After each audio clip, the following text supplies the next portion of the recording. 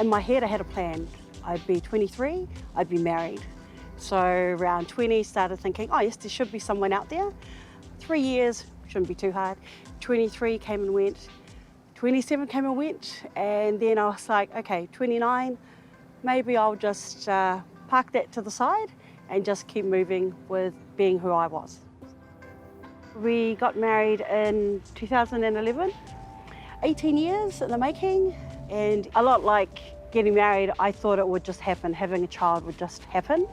And then a year went past, and then a few years went past, and it didn't just happen. And people would always say to us, wow, why don't you have kids? You guys would be great parents. And well-meaning as they were, I don't think they realised that inwardly those words would pierce to a degree, and the fact that we would want nothing more than to have kids. I am 12 years older than Joe, although he does look older than I am. But being 12 years older, so I was mid-40s. The chances of conceiving naturally had dramatically dropped.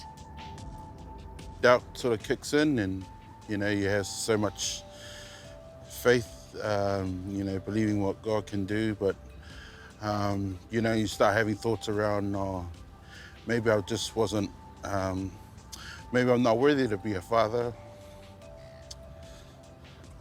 or have a family of my own, just because of my background and everything that's happened. So all that stuff sort of kicks in, and a friend shared with me saying that God knows the desire of your heart. And so I sort of held on to that and just kept my heart open and just kept surrendering it to God. We talked to friends who had had IVF.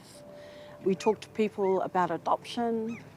Lots of conversations around different ways we could have a child, because we had love to give and just wanted to find an avenue for that. And even with all those discussions, we just didn't feel that any of those were the right avenue for us. So we waited. One Sunday, we went to church, and that question, I guess, kept coming back. So where's my child? Where's my child? We had to speak, and he did an altar call for people who wanted to have kids to come and receive prayer. Being quite private, I'd never gone up for one of those altar calls, but that Sunday there was just something that said I had to get to the front. And so we went to the front, and we had our eyes closed, and then we hear the speaker praying, and he said, and you will have this child, and they will do this and they will do that. I'm like, wow, that's amazing. How amazing for that couple. I open my eyes, and he's praying over us.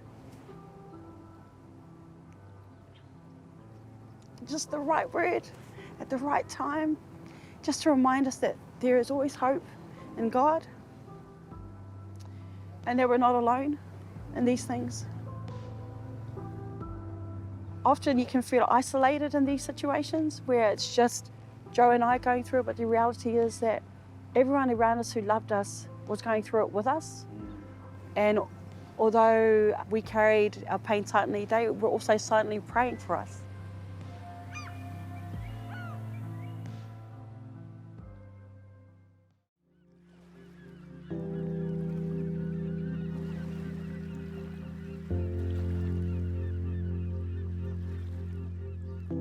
I think for a whole week I would come home from work and sleep at 5:30 and wake up in the morning and go to work. That's all I could do for a whole week.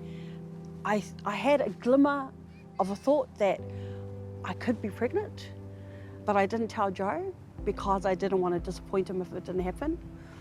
After a few weeks of not feeling well, and then a whole week of just sleeping non-stop, I said, look, Joe, I really think we need to get a pregnancy test. I remember going to the chemist and walking down the aisle to get the pregnancy test, and I was doing those. Quickly grabbed it and put it in my pocket and then walked off. And it wasn't just the one pregnancy test, it was two, just to make sure. So I went back home, and since I did the first one.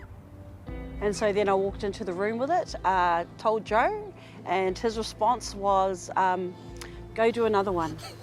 Not quite the a response I was thinking I'd get, but yep, so did another one because we wanted to make sure, and we used the one where the words come up, yes or no, so we could be totally sure. And it came up, yes. Mm. And then we cried. Yeah. Cried because we were so joyful, and then we just prayed. And we thank God that we were at this stage. From then on, it was just pregnancy covered in prayer. We had to go through different tests, and some of the tests that came back is that since I had preeclampsia. They were monitoring the child, and so most people would be on it for, they say, around 2 hours, and there'd be days where I'd be on it for 8 hours because they kept missing the heartbeat. In the final weeks in hospital, there were multiple occasions where they'd be like, okay, we need to take you down now and do an emergency cesarean. And then 10 minutes later, the doctor will say, no, we can wait again. So I'd go back to waiting because they were trying to keep the child in as long as possible, trying to get to 32 weeks. That was the magic mark. And then finally came the day when they just said, look, we can't wait any longer. And we'd gone to 31 weeks and 6 days, 1 day shy, but so close. And so they said, we can't wait, we need to do it now. When they were prepping us about what would happen, they advised that it was very likely when the child was born that they would not be able to breathe on their own. So they had a whole set of doctors there ready to take over and look after the child when they're born, and then the other doctors would look after me.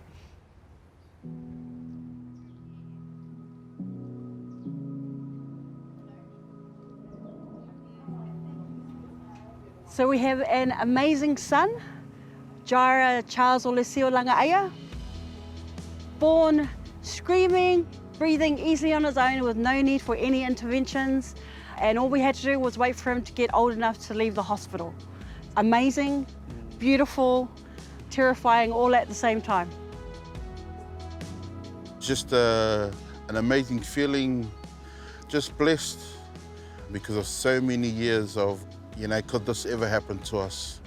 I remember going on my way home and I received a text just saying that the whole church was praying, and he sent a video, and the video was a good friend of ours just praying, and the video showed the whole church praying, and it was literally the same time Jaira came out. Just knowing that we were surrounded, I think the words for me comes out as God's love, just as unconditional love. When you waited so long to actually get what you prayed and hoped and longed for is just testament that God comes through, that He is faithful. When it seems like there is no way, God will make a way. When you feel like you can't hold on, it's okay because God's holding on to you.